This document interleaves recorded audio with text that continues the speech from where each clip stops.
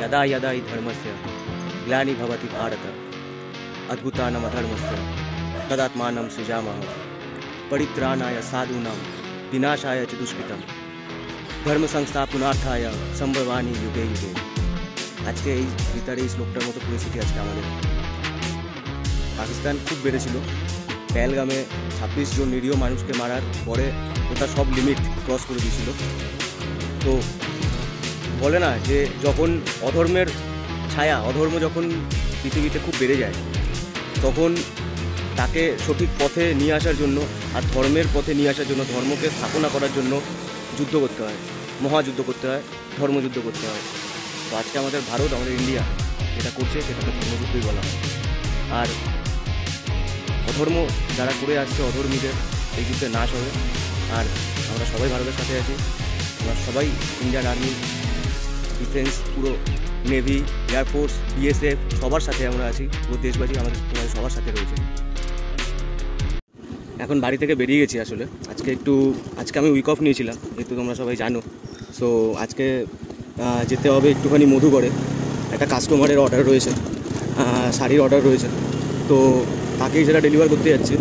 হ্যাঁ, এমনি সচরাচর 10 পিস, 20 পিস, 30 পিসের জন্য যাই না আমি, বাট আজকে ওই 100 পিসের মতো বলেছে। হ্যাঁ, তো এবার ও কাস্টমার বলে অনেক কিছু, 100 পিস নেবেই নেবে, নেয় না, তাও কম করে হলো 50, 60 পিস, 70 পিস নেবে। তো ওটা ডেলিভার করার জন্যই যাচ্ছি আজকে, ঠিক আছে। তো ওই জন্যই আজকে তাড়াতাড়ি বেরিয়ে গেছি খেয়ে দিয়ে। তাও তাড়াতাড়ি না, দেরি হয়ে গেছে, 12টা বেজে গেছে। চলো পরে দেখা হচ্ছে।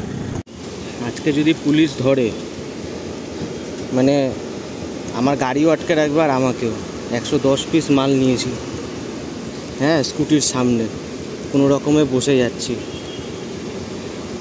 দেখা যাক, জয় ভবানী।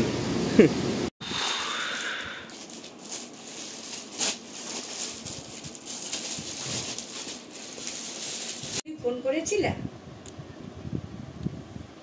আরে ফোনটা দেখো, আমি তো হ্যালো হ্যালো করছি, সে তুমি শুনতে পাচ্ছিলে আমার কথা? ওই তো শুনছিলাম, আমি ওই ঘরেও গেলাম, এই ঘরে অনেক সময় শোনা যায় না, আমি ওই ঘরেও। জাস্ট এইমাত্র ঘরে ঢুকলাম, খেয়ে দিয়ে এখন আবার যাবো ডাক্তারের কাছে। আর তারপরে একটু ঘুরু করতে যাবো ম্যাডামের সাথে, নাহলে ম্যাডাম খোঁচে বুম হয়ে যাবে। আর লাথিটা আমি ঠিক পিছনে খাবো।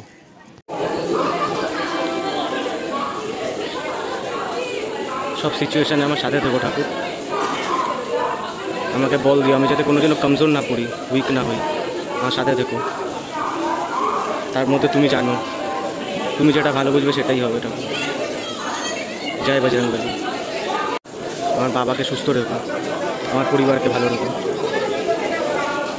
এই যে আগে ম্যাডাম জি, এই ম্যাডাম জি এসে গেছে, কাজ করে এসছে, আমার সাথে ঝগড়া করতে এসছে। এই যে ম্যাডাম খেতে বসেছে। এত ফর্মালিটিস করার কি আছে? না, ভালো খেতে। ভালো তো খেতে? হ্যাঁ। তাহলে আমাকে থ্যাংক ইউ বল। Thank you. আমাদের এটা ব্যারাকপুরেরই, বুঝলি? ম্যাডাম জি পাপড়ি চাট খাচ্ছেন আমাদের। না, সত্যি খুব ভালো। এখানে ইন্ডিয়ান সুইটসে একটা জিনিস দেখেছি, পাপড়ি চাটে মানে চাটের কোনো কমই নেই। হ্যাঁ, খুব ভালো। আর পাপড়ি অনেক দেয়। আমাদের এখানকার খাবার থেকে শুরু করে ছেলে মেয়ে সবাই ভালো। না সত্যি, মানে হ্যাঁ, একটা জিনিস বলতে হয়, মানে মেলায় যেরকম দেয় পাপড়ি চাট বা বাইরে যেরকম দেয়, হ্যাঁ, তার থেকে অনেক ভালো। এখানে খাবারও ব্র্যান্ডেড, ছেলেও ব্র্যান্ডেড, ওরকম মনে হয়, বুঝেছিস? ওরকম মনে হয়। আরে দেখো, আমি চা খাচ্ছি, এটা হচ্ছে আমাদের বাঙালিদের ইমোশন।